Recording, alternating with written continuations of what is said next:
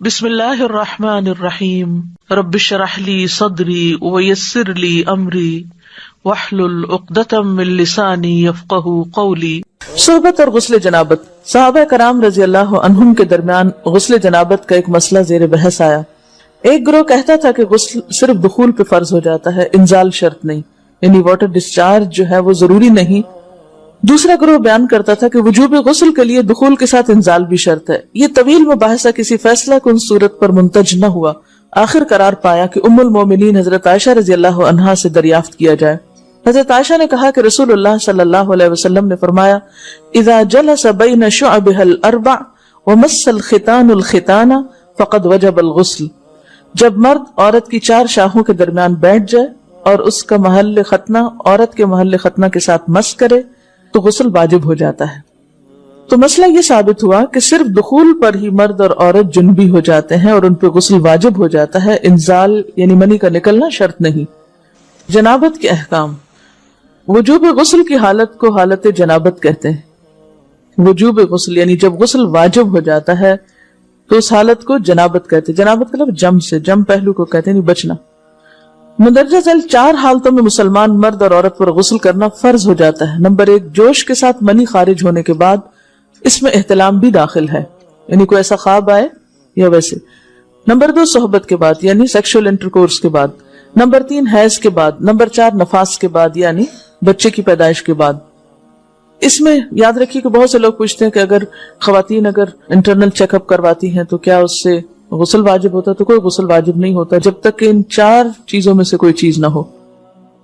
اس میں یاد رکھیے کہ بہت سے لوگ پوچھتے ہیں کہ اگر خواتین انٹرنل چیک اپ کرواتی ہیں تو کیا اس سے غسل واجب ہوتا ہے؟ تو کوئی غسل واجب نہیں ہوتا جب تک کہ ان چار چیزوں میں سے کوئی چیز نہ ہو۔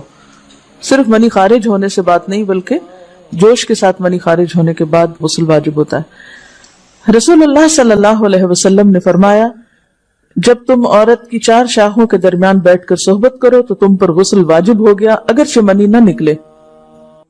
آپ نے غور کیا ہوگا کہ طہارت کے مسائل بہت تفصیل کے ساتھ اور اپنے اندر بہت ڈیٹیلز رکھتے ہیں، اور بہت سے موضوعات ایسے ہیں کہ جو انسان کی ظاہری زندگی نہیں بلکہ اس کی نجی اور ذاتی زندگی سے متعلق بھی ہیں، لیکن اس طرح پبلکلی ان کو پڑھانا اور ان کو سکھانا یہ بھی ایک ضرورت ہے، کیونکہ آپ صلی اللہ علیہ وسلم نے انصار کی خواتین کی تعریف کی کہ انصار کی خواتین کتنی اچھی ہیں جنہیں حیا دین کا علم حاصل کرنے سے نہیں روکتا۔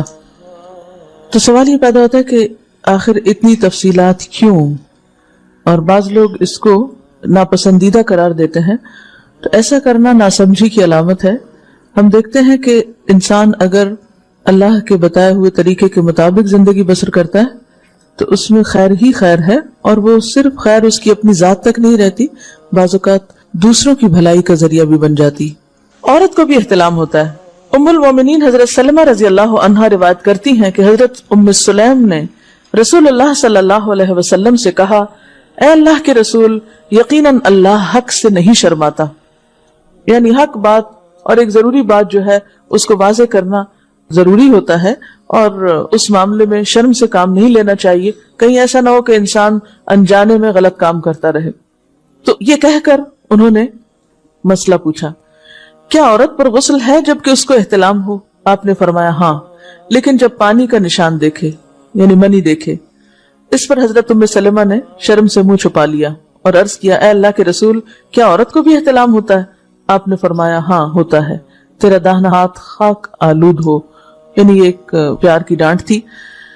اور اس میں ہو سکتا ہے کہ مزاج کا فرق ہو، بعض خواتین کے ساتھ ایسا نہ ہو اور بعض کے ساتھ ایسا ہو، لیکن اس میں جو اصل چیز ہے وہ ایکسیسو واٹر ڈسچارج ہے۔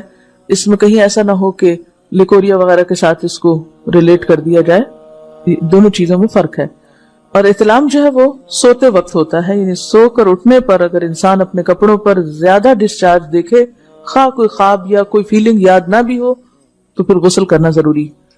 معلوم ہوا کہ عورت یا مرد نیند سے اٹھ کر اگر تری یعنی نشان منی دیکھیں تو یہ احتلام کی علامت ہے، لہٰذا ان پر غسل کرنا فرض ہو جاتا ہے۔ اور اگر احتلام کی کیفیت انہیں یاد ہو لیکن نشان نہ پائیں، یعنی خواب یاد ہے لیکن کوئی سامنے علامت نہیں، تو غسل فرض نہیں ہوگا۔ ایسی صورت میں شک کی ضرورت نہیں ہے کہ نہیں وہ میں نے خواب دیکھا اور مجھے خواب بالکل صحیح یاد ہے تو مجھے نہانا چاہیے. نہیں، محض خواب پر نہیں نہایا جائے گا جب تک کہ فزیکلی کوئی ایسی چیز سامنے دیکھی نہ جائے. حضرت ام سلمہ روایت کرتی ہیں کہ میں نے کہا، اے اللہ کے رسول صلی اللہ علیہ وسلم، میں اپنے سر کے بال خوب مضبوط گوندتی ہوں، کیا میں انہیں غسل جنابت کے وقت کھولا کروں؟ آپ نے فرمایا، ان کا کھولنا ضروری نہیں، تیرے لیے یہی کافی ہے کہ 3 لپ پانی اپنے سر پر ڈالے، پھر اپنے سارے بدن پر پانی بہائے، پس تو پاک ہو جائے گی. یعنی بالوں کی جڑیں بھیگنا، سکن بھیگنا ضروری ہے، سارے بال کھولنا ضروری نہیں ہے. جنبی کے بالوں کا مسئلہ. حضرت عائشہ کو خبر ملی کہ حضرت عبداللہ ابن عمر عورتوں کو غسل جنابت کے لیے بال کھولنے کا حکم دیتے ہیں. فرمانے لگی، ابن عمر پر تعجب ہے، انہوں نے عورتوں کو تکلیف میں ڈال دیا، وہ انہیں سر منڈوانے کا حکم کیوں نہیں دے دیتے؟ یہ حضرت عائشہ کی ڈانٹ تھی.